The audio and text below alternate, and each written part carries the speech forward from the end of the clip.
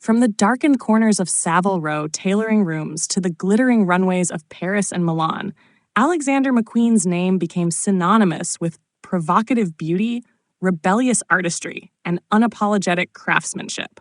Born Lee Alexander McQueen in 1969 in London's East End, the designer would rise from modest, working-class roots to become one of the most influential and iconic figures in fashion history.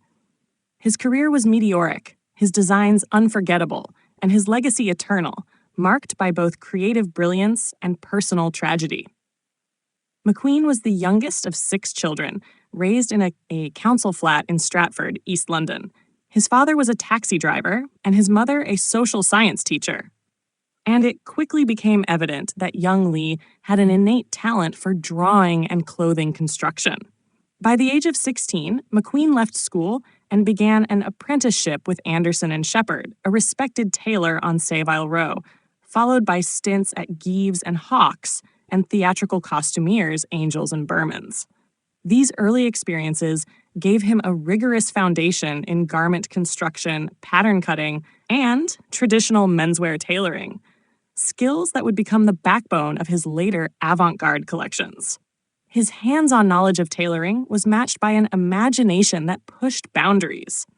After working in Milan as an assistant to designer Romeo Gigli, McQueen returned to London and enrolled at Central St. Martin's College of Art and Design. It was here, under his chosen name, Alexander McQueen, that he made his first significant impact on the fashion world.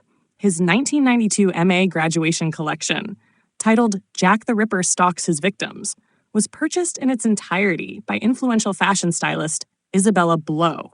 Blow not only recognized McQueen's talent, but became his friend, muse, and key champion, launching his name into the British fashion stratosphere. McQueen's early shows were marked by their raw, unsettling, and theatrical nature. Pieces such as the Bumster trousers, which sat extremely low on the hips, sparked controversy but also redefined fashion silhouettes. His shows were not mere runways, but full-scale narratives that blurred the line between fashion and performance art. Whether evoking Victorian Gothic, Highland history, or futuristic dystopias, McQueen used the runway to tell powerful, often politically charged stories. In 1996, McQueen's career took a dramatic leap when he was appointed chief designer at Givenchy, one of the oldest fashion houses in France. The appointment was controversial. McQueen was known for his rebellious attitude and often offensive themes, far from the elegance and refinement associated with Givenchy. His tenure was marked by creative tension, but it also proved McQueen's ability to work within the constraints of haute couture washour while still injecting his own signature style.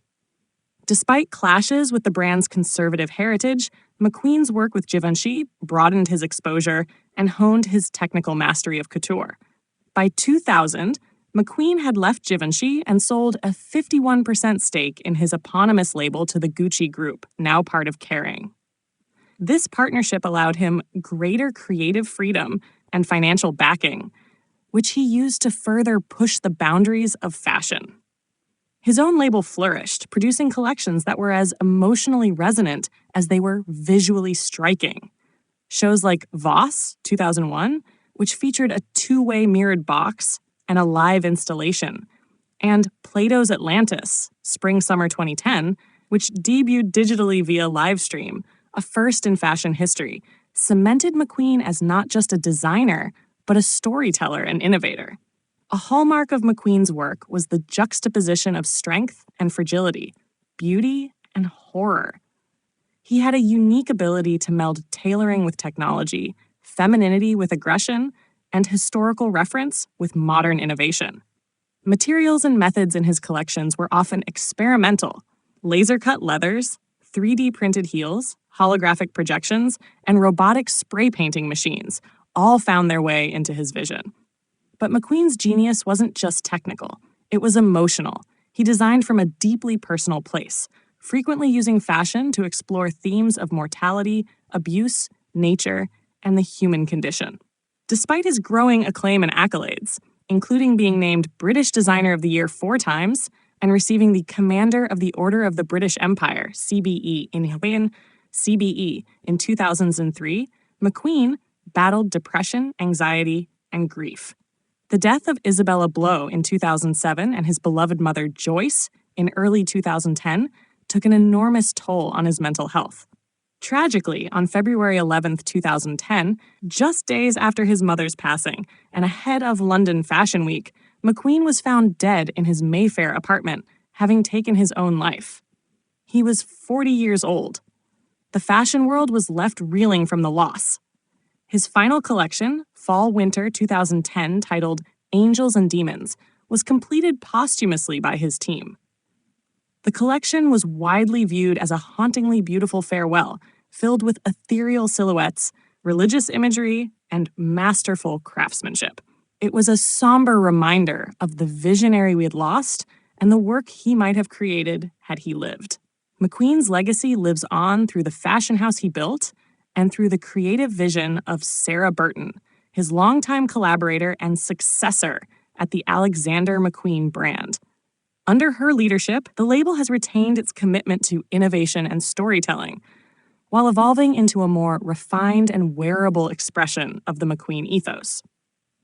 Burton herself made global headlines when she designed the wedding dress for Catherine Middleton, now the Princess of Wales, in 2011, an elegant, lace-bedecked gown that showed how McQueen's legacy could transcend spectacle and find a place in royal tradition. Today, McQueen's impact is still felt across the industry. His name represents not only daring design, but also the voice of an outsider who challenged the norms of beauty, gender, and authority. He inspired countless emerging designers to embrace authenticity, fearlessness, and emotional honesty in their work.